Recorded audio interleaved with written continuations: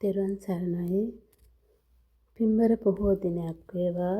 සියලු දෙනා සියලු සත්ත්වයන්ට සිතසුව පිණිස ගෙනෙන උතුම් ධර්ම දානමය දහම් පණිවිඩය.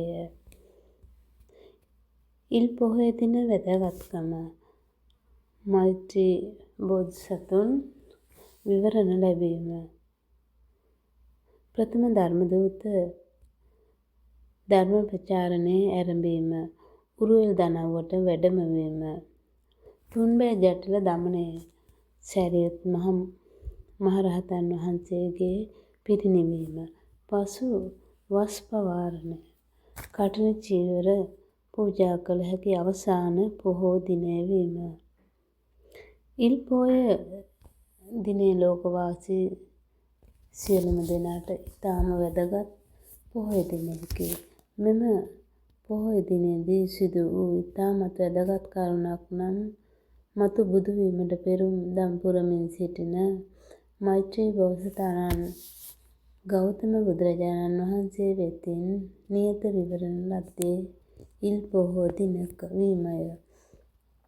එදින මෛත්‍රී බෝසතාණන් වහන්සේ විසින් දේවාරෝහණ පූජාවට සහභාගී වූ බුදුරජුන් වෙත සළුවක් ගෙන ගෞතම බුදුරජාණන් වහන්සේ වැඩ වාසය කළ ගන්ධ කුටියෙහි වියනක්සේ බැඳ පූජා කළේය.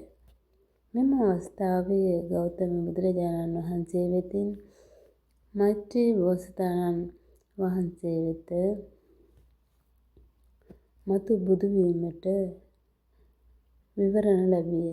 අනාගතයේදී බර්ණැස කේතුමති නුවර සංක රජුගේ අග්‍ර පුරෝහිතයාණන් වූ සුපප්න නම් ඔහුගේ බිරිඳ බ්‍රහ්මාවතීට අනාගත මෛත්‍රී බුදුන් පුත් තනතුරේ උපදින බව දිව්‍ය ඥානයෙන් බලා වදාරන ලදී. එමෙන්ම නුග ගසක් යට මෛත්‍රී බුදුන් බුද්ධත්වය ලබන බවද වදාළහ. තම මව් වූ මිසිදිටු රූපසාරී බැමිණිය දහම් දෙසා යහමගට ගැනීම සිදු කළ බුදුරජුන්ගේ අග්‍රශ්‍රාවක සැරියුත් මහරහතන් වහන්සේ පිරිනිවන් පෑවේ ඉල් පොහෝදාය. ඉල් පුන් පොහෝදා සිදු වූ තවත් වැදගත් සිදුවීමක් ලෙස සඳහන් කළ යුතු වන්නේ ගෞතම බුද්ධ ශාසනයේ ප්‍රථම ධර්මදූත ප්‍රචාරය සඳහා ගමන් ඇරඹීමය. සියලුම දෙනාට තෙරුවන් සරණයි. මෙම උතුම් දහම් පණිවිඩය සියලු සත්වයනට සිතසුව පිණිස වේවා. සාදු සාදු සාදු.